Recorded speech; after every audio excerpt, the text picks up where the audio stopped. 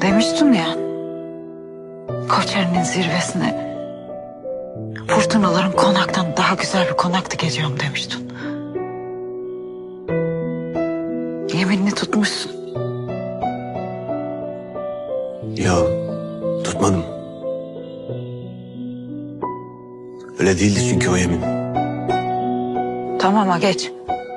Söylediğime pişman etme. Sen fırtınaların konağında 3 kuruşa cam siliyordun. Koçeri tamam. Ben de sana dedim ki... bir gün... ha bu Koçeri'nin zirvesine... fırtınalardan daha güzel bir konak yapıp... seni de gelin olarak... oraya götürmezsem... bana Adil Koçeri demesinler demiştim. Kara bulut ardına Böyleydi yani o yemin. Tutmadım.